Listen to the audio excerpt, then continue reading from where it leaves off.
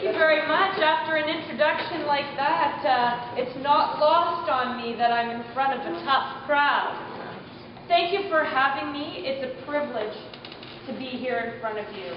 There's no question that you have all done great things in the community and that you're all incredibly busy. And so to be willing to come here and take the time to talk about politics and all the other things that you talk about is a great credit to you. And we have to come to a point where politics is not a dirty word, where we can feel comfortable talking about politics because politics is our future, is everything that builds this country, and is what shapes us and our direction. So thank you very much for that. Today, there are three things that I'd really like to talk to you about. The first is the nomination process, because the political process is not something that everyone really completely understands, because again, it's not something in our education system, and it's not something that we talk about a great deal. Then I'd like to talk to you just a bit about me, to Marj's point, so that I can tell you how I arrived here and what I stand for. And then last, but certainly not least, I'd like to talk to you about you and why you matter. So first and foremost, the nomination process is the opportunity where people in a community for a certain political party choose who their candidate would be to run in the next federal election. Our Canadian system, as you well know, is one that's party-based. And so therefore, at the provincial and the federal level, it's the parties who decide who should be the candidate, and it's the parties that begin the conversation around the direction and the future of the country.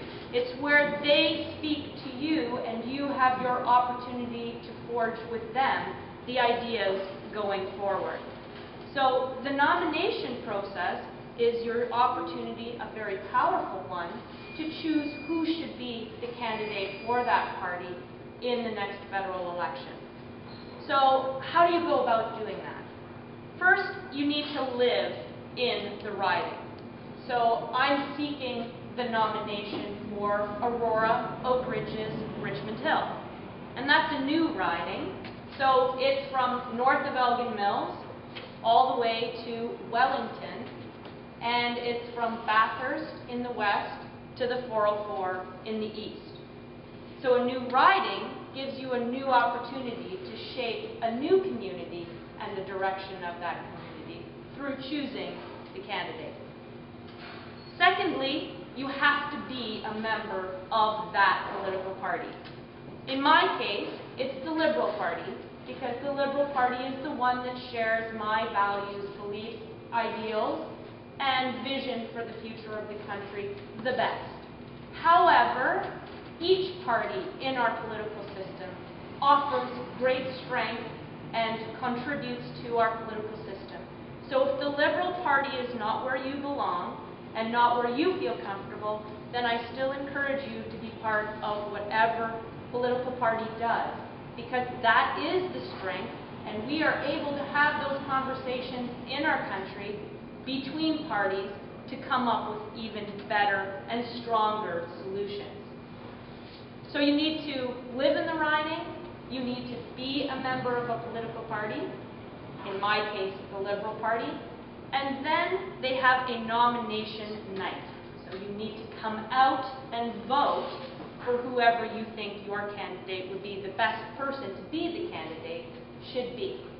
So live in the riding, sign up to be a member, and then show up on the nomination night where the team, in this case the Liberal Party, chooses who should be that team captain. So now a little bit about me. Why and how did I arrive here? Well, my father was in Denmark during the German occupation of Denmark. And my grandfather was a member of the Danish underground fighting for the freedom against the Germans in Denmark. growing up hearing stories about what the real cost is to be living in a war, in an occupied country, had a strong and powerful impact on me. The values that your country stands for sometimes are and have to be worth fighting for. And serving that country is an honorable profession. And then my dad and his family came to Canada, and he chose to be an air cadet and then to be an officer in the Canadian Air Force and serve his country that way. And he was a 2-star general in the Air Force when he retired. I chose to follow that path as well, and so I was also an air cadet. I went to Royal Military College in Kingston, where I got a university degree in history and political science, and then I too was in the Air Force as a logistics officer working with supply chain and finance and aircraft maintenance for 10 years.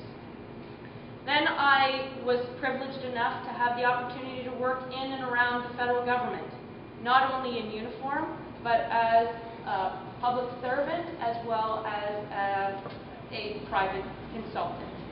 I worked with the Department of National Defence, I worked with Industry Canada, I worked with Public Works and Government Services Canada.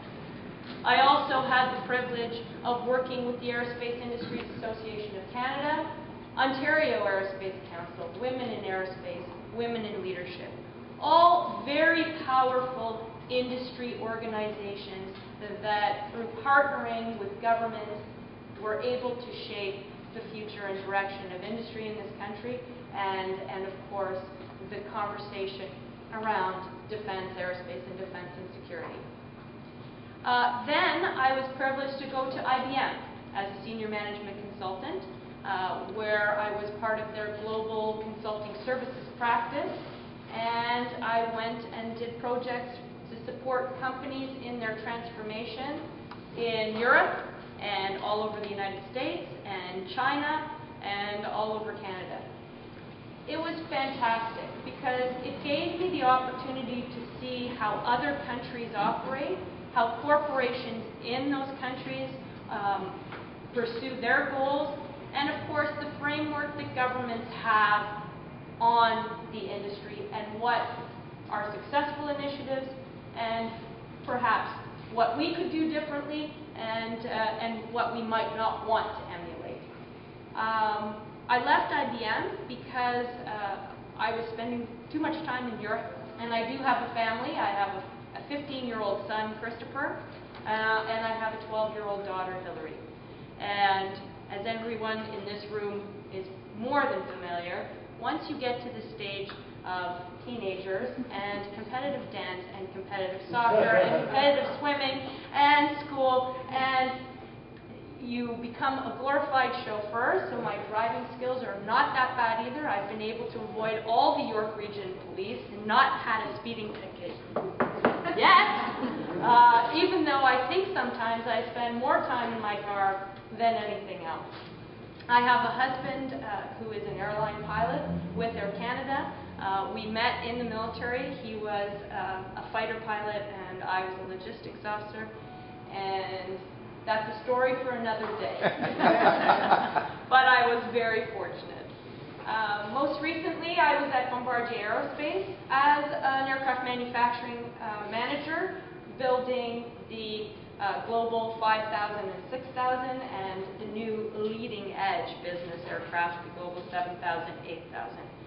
I was fortunate to be responsible for implementing a brand new manufacturing line with leading edge technology, from automated positioning systems to drill and fill robots.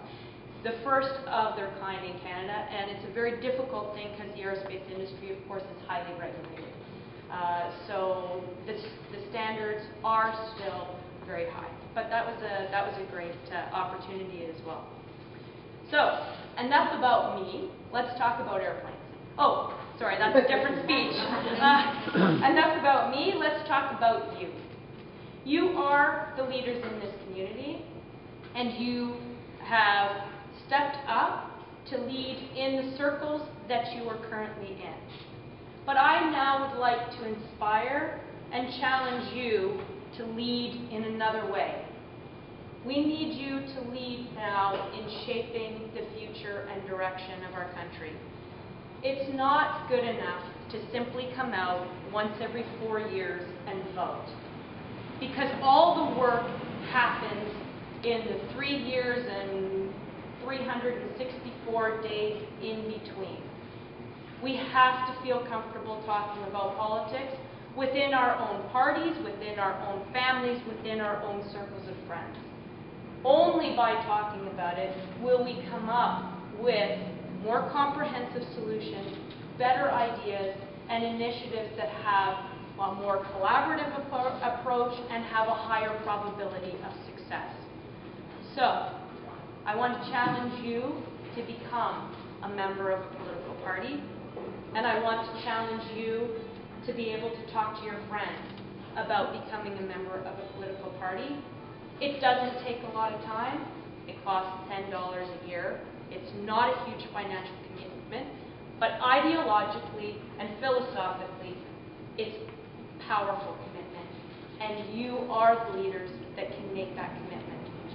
Justin Trudeau is focused on Canadians, but he can't possibly be the only one, and he cannot do it on his own. So I am looking to all of you, and I would like to have the opportunity to do it with you. All of us need to be focused on Canadians, and this is how we do it, because it matters. Thank you.